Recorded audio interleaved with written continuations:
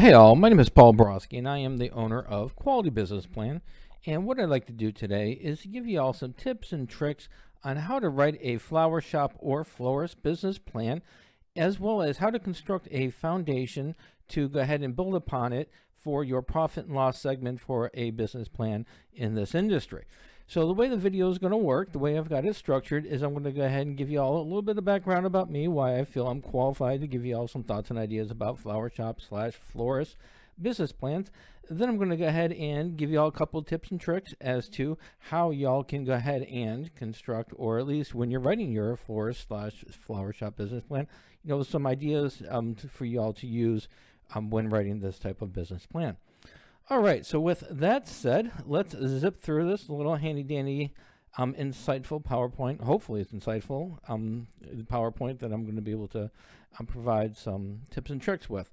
All right, so first and foremost, again, my name is Paul Borosky, owner of Quality Business Plan, and my experiences. So who am I? What do I do?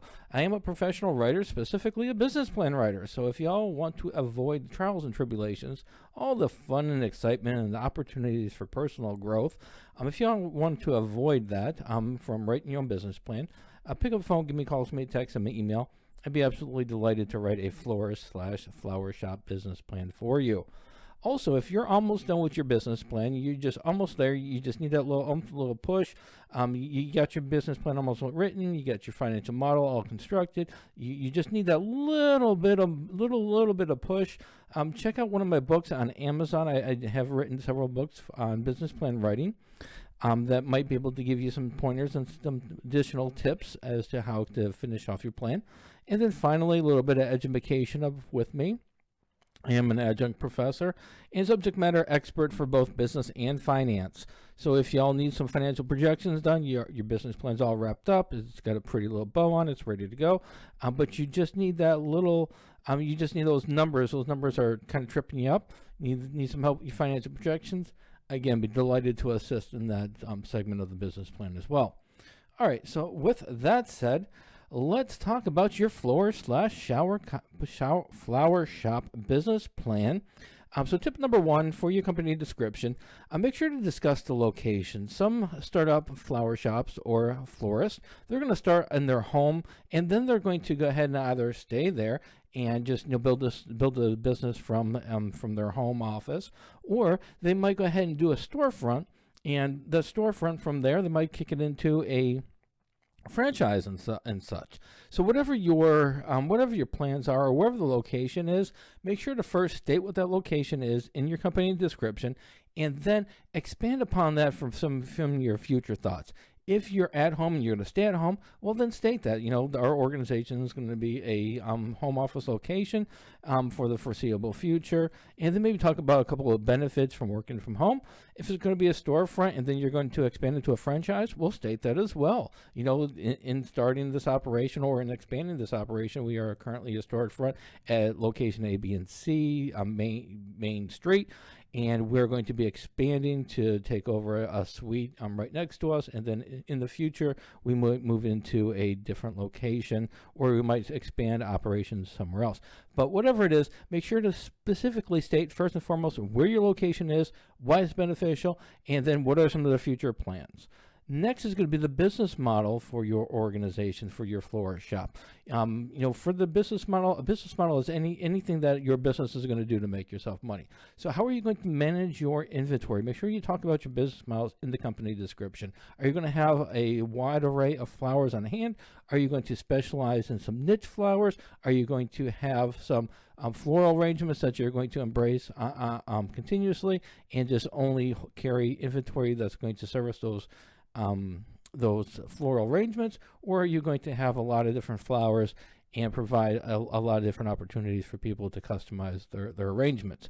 Whatever your business model is going to be, make sure to state the business model and then go ahead and align or describe how your inventory is going to support that business model. Because you are dealing with flowers, and as you know, the flowers are not going to last forever, and you want to be sending wilted flowers and stuff out. So you're going to have a way to manage your inventory.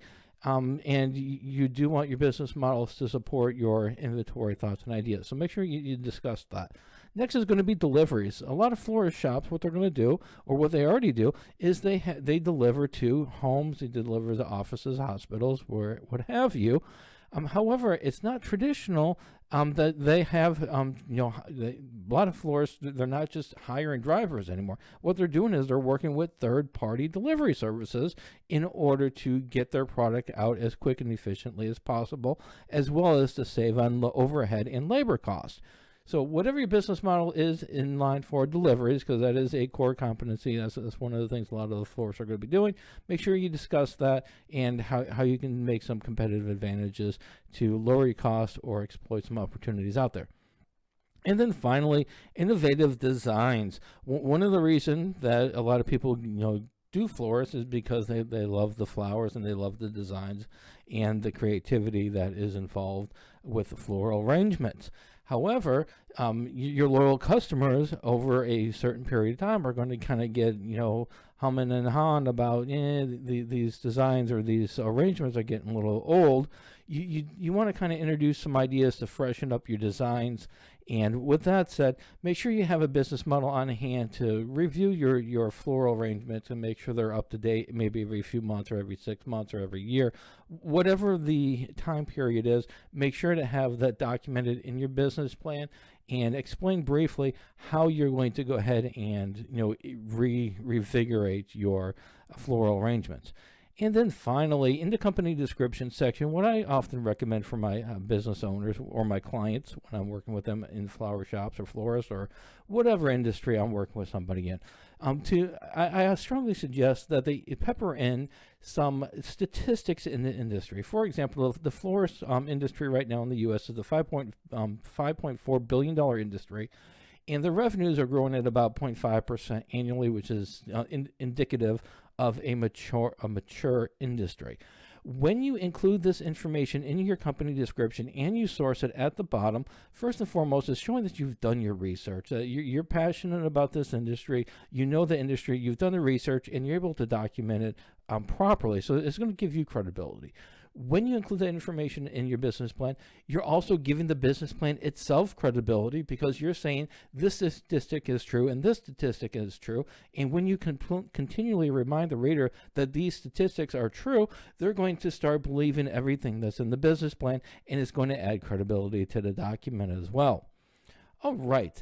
And for tip number two is going to be the financial projections. Now, I'm not going to get into how to construct a pro forma income statement, balance sheet, 12-month profit and loss statement. However, what I am going to get into is showing y'all how to quickly construct a financial model that's going to help you identify some price points for your floral shop, identify some of your costs, and help you align some of those costs with your revenues to give you a good idea of what your projections are going to, or what your profits are going to be based on the number of customer service, average ticket sold, and the variable cost. All right, so with that foundation set, let me find that little handy dandy spreadsheet I have over for you. All right, so this right here is the little financial model that I like to use when I'm talking or working with clients and they're trying to figure out what the price points are for the business or how much I want to charge. Well, with just some real quick information from my client, I'm able to just really quickly come up with a monthly, pro forma profit and loss statement that's going to help them identify some price points that they want to include in the business model. So with this little model right here, it took me about 10 to 15 minutes to create. It starts with your revenues right here. Then it's going to tie in your fixed costs and your monthly profits. So the way this is customized for the floral industry or florist industry is that what we're going to do is we're going to identify the number of customers that we anticipate working with on a daily basis.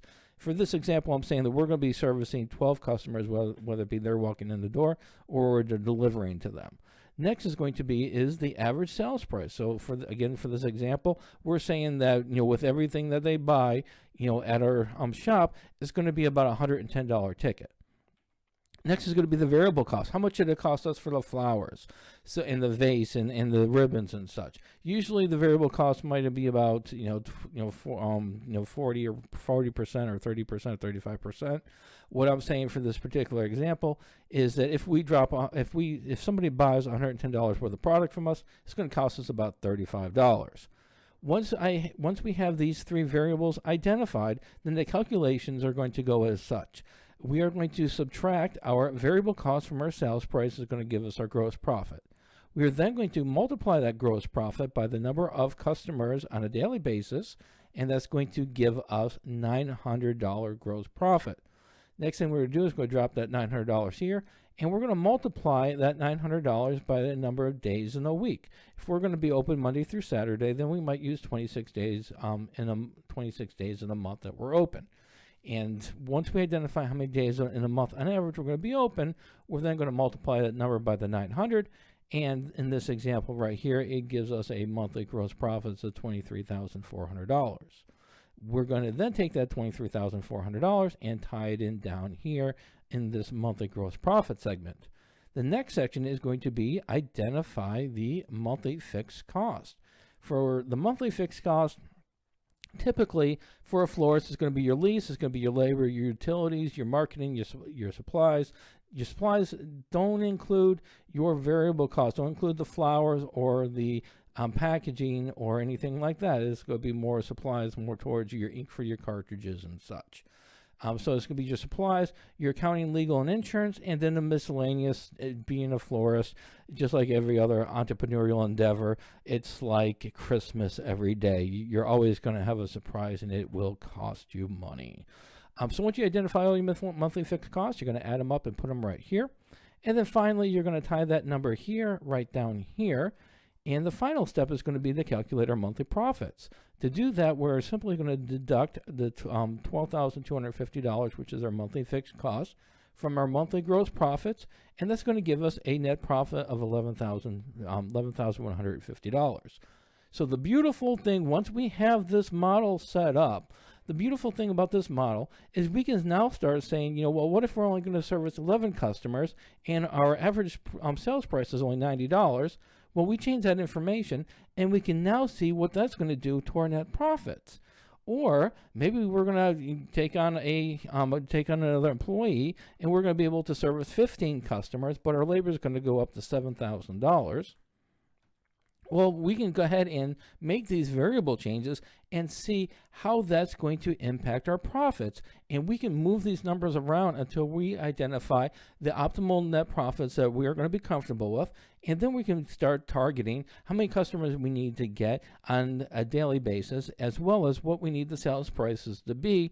And if we hit these numbers up here, then inevitably these net profits are going to come because of the financial model and the structure that we have.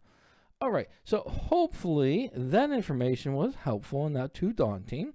And so in summary, when you're writing your own floral business plan, or flower shop business plan, make sure to follow a proven format. If you go to the SBA website, yes, you can download a template that can be used for a flower shop, and it can also be used for a restaurant and a retail store and a manufacturing company and a personal fitness trainer.